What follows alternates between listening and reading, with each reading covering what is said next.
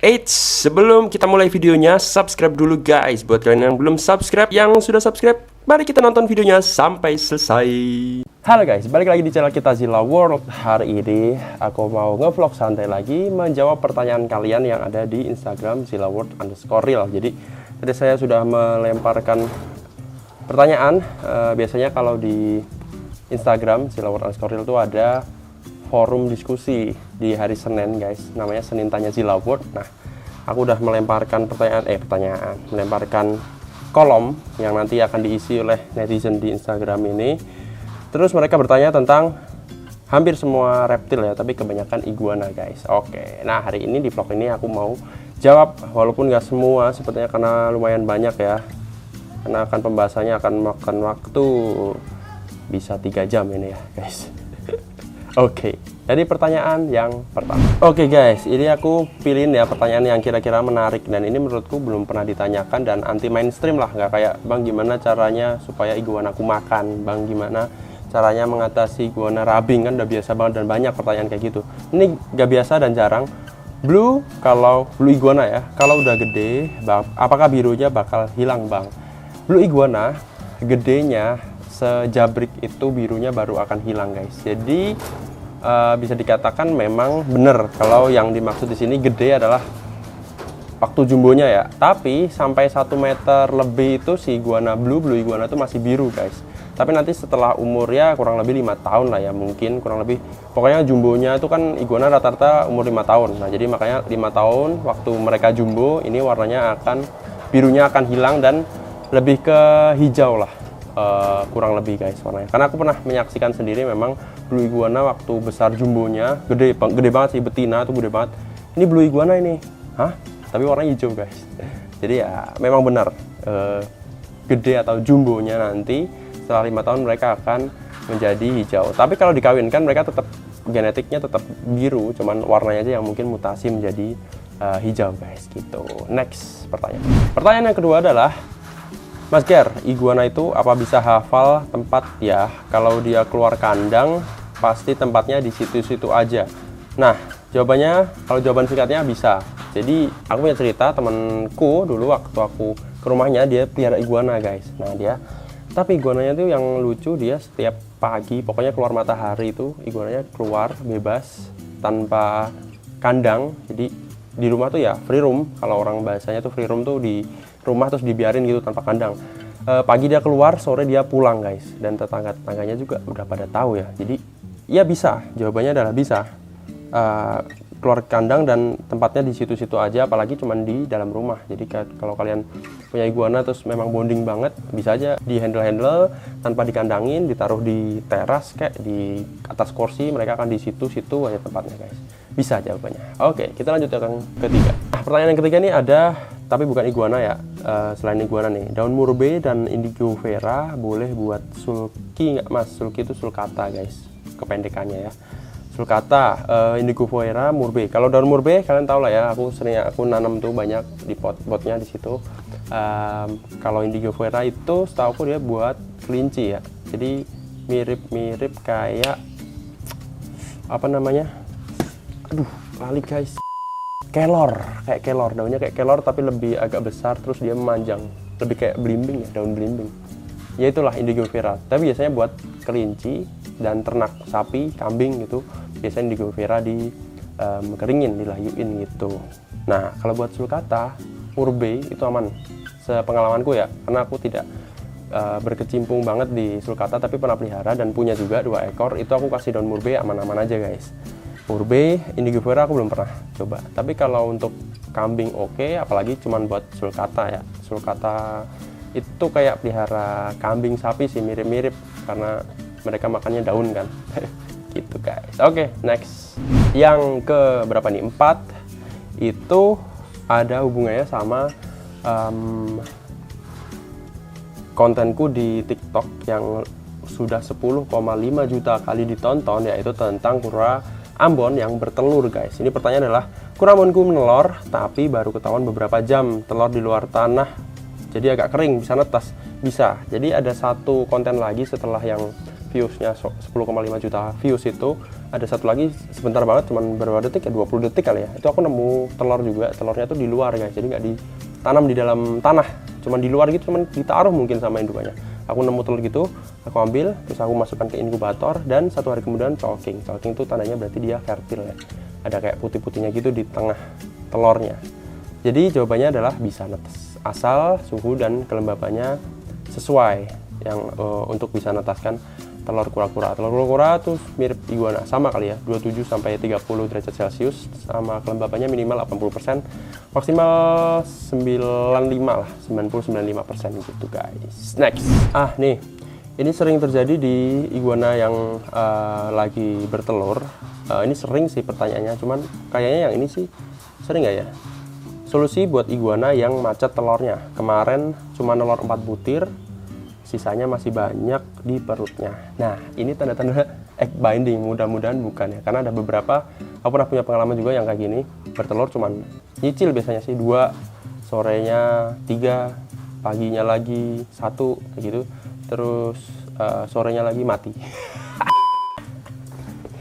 Tandanya egg binding, bisa memang nyicil ya, nanti akhirnya habis sendiri. Cuman dari pengalaman ada yang sampai habis, benar-benar cuman 4 butir, terus 5 butir sampai habis, benar-benar telurnya habis, akhirnya habis. Ada yang 4 butir, 5 butir, sudah berapa butir gitu terus mati. Ada yang kayak gitu, itu termasuk apa ya, egg binding. Sama kalau menurutku tuh dia nggak cocok tempatnya guys. Jadi kalian kurang menyediakan tempat yang mungkin kurang sesuai lah, soalnya iguana beda-beda sih. Aku ada yang di atas di bawah kan, itu beda-beda setiap karakternya. Ada yang suka bertelur di ember buatan, sarang buatan, ada yang suka di tanah bener-bener di tanah, di bawah tanah, ada yang di ember tadi. Jadi ya beda-beda lah, jadi harus paham karakter si iguana betina ini yang bertelur nih guys. Oke, next. Nah, ini pertanyaan di luar konteks sebenarnya, tapi coba dengar ini ya. Halo Min, saya mau nanya nih, jual baby iguana minusan nggak? Saya lagi low budget, minimal 100 ribuan ke bawah. Tidak akan saya jawab yang seperti ini. Gini loh, kalau cari iguana, apalagi nih udah dia mintanya minusan cuy. Minusan tuh rawan mati, dan kalian nggak mau kan pelihara. Ya walaupun kalian cuma keluar duit sedikit, tapi habis pelihara nggak ada seminggu mati, mau. Nah gitu guys, jadi ubahlah mindset yang masih cari iguana 100 ribuan ini dengan menabung. Jadi kalau kiranya duitnya memang belum cukup, ya ditabung, jangan seadanya aja terus kalian minta iguana minusan, iguana yang nggak ada kakinya, iguana yang udah mau mati sekalian. Gitulah. Jadi ya tolong sekali buat kalian 100 ribuan ke bawah ini ada yang pernah jual, tapi ya itu tadi paling lama sebulan lah hidupnya guys. Kalau ada yang hidup terus sampai besar, beruntung berarti ya. Biasanya sih minus dapatnya 100 ribuan guys. Oke, next. Ini pertanyaan cukup menarik. Cara balikin iguana jantan yang kena mental gimana mas? Ini seru banget, cuman yang ngalamin adalah orang yang ternak. Karena biasanya jantan yang kena mental itu terjadi waktu ngawinin. Jadi misalnya jantan betina nih dikawinin kan, mereka mau dikawinin kan di dalam satu kandang kan, pasti akan terjadi suatu perkawinan di sana, harus 2 ekor. Nah setelah itu ternyata yang jantannya takut, dikejar dia lari, dikejar betinanya lebih dominan kan, kejar lari ke sana ke sini, nabrak streamin biasanya, kandang ditabrak, kandang kayu, kandang kontainer ditabrak semua. Lalu kita kan langsung respon, diambil lah ya. Anggap aja gagal, nggak jadi karena takutnya malah luka, terus diambil lah. Nah habis itu jantannya biasanya kadang-kadang ada yang mentalnya jadi down, bener-bener kayak stres gitu guys, spike-nya turun, warnanya jadi hitam, terus nggak mau makan, terus nanti biasanya kalau didiemin ya tetap kayak gitu aja, tetap dari pengalaman sih tetap kayak gitu aja sampai nggak mau makan, sampai kurus. Nah kalau aku waktu itu pengalamanku langsung aku pindahkan sendiri, bener-bener dia tuh satu kandang, 1 ekor, terus kalian kasih makannya, cuman kasih makan terus ditinggal aja guys, karena itu bener-bener kayak kita datang aja ikut takut lah dia si jantan itu. Jadi mentalnya memang benar-benar kena sama si betina tadi itu. Dan jangan sekali-sekali yang mentalnya kena ini tadi, si jantan yang kena mental tadi itu, jangan sekali-kali liatin iguana yang lain karena akan tambah down ya, dan akan mempercepat kematian ya, biasanya gitu. Aku ada yang pernah punya pengalaman udah aku pisah bla bla bla bla sedemikian rupa tetap lewat guys. Jadi ya itu salah satu apa ya, susahnya breeding juga sih, termasuk salah satunya guys. Next. Nah, ini ada suatu keabnormalan guys. Iguana hamil lebih dari 3 bulan. Normal kah bang? Hah? Rata-rata 2 bulan cuy. Tidak normal. Kalau pertanyaannya normalkah? Tidak normal.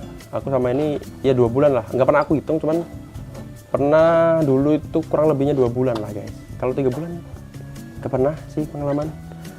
Aneh banget nih, iguana hamil lebih dari 3 bulan. Yang 3 bulan itu harusnya menetasnya. Jadi setelah telurnya keluar, nah itu 3 bulan kemudian baru menetas. Tapi kalau hamilnya 2 bulan harusnya ya. Coba dicek lagi dah itu. Siapa tahu apa? Bukan telur mungkin. Bladderstone mungkin di dalam perutnya. Nah, ini ada pertanyaan juga lumayan menarik. Bang, kalau iguana sama salvator, biawak, disatuin nggak apa-apa? Janganlah. Aku ada soalnya jabrik sama si bimbi. Itu bimbi biawak. Jabriknya tuh iguana, semuanya dewasa. Ukuran adult atau dewasa semua. Dan aku gabungin jadi satu kandang. Ukuran 3 x 3 meter, tinggi juga 3 meter. Aku gabungin dan nggak apa-apa. Tapi saya tidak membenarkan itu ya. Jadi buat kalian yang nonton, janganlah digabungin antar spesies, antar hewan beda jenis, itu jangan dicampur ya. Kayak kalian gabungin soal layar sama iguana itu sebenarnya juga sudah beda apa ya, dari segi habitat juga udah beda kan. Si soal layar di pinggir sungai, iguana di tempat kering. Jadi jangan digabung ya. Ini biawak juga di sungai, dekat sungai. Si iguana di tempat kering. Jadi ya jangan dicoba. Cuman ini kebetulan aja, anggap aja beruntung nih ya. Si bimbo sama jabrik bimbi itu damai. Anggap aja beruntung, jangan dicoba guys. Next. Ini super membagongkan ya. Aman nggak bang Ger kalau aman nggak bang Ger kalau alat probing diganti dengan benda lain yang tidak tajam? Sih. Berapa menit nih? Suwe ya. Boom, alat probing guys, seperti ini. Tuh, tidak tajam memang. Tapi ada alasan orang membuat ini benda. Ini kan dia bilang alat probing diganti dengan benda lain yang tidak tajam. Ini tidak tajam memang. Bisa kalian ganti dengan benda lain kecil yang tidak tajam. Contohnya apa ya? Apa kalian bikin kayak gini tidak tajam dari apa? Coba tolong sebutkan di kolom komentar guys.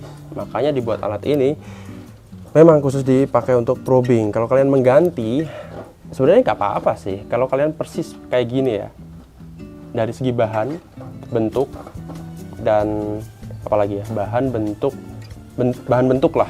2 faktor itu kalian harus sama persis, bukan probing tapi bahan dan bentuknya kayak gini, ya udah nggak apa-apa.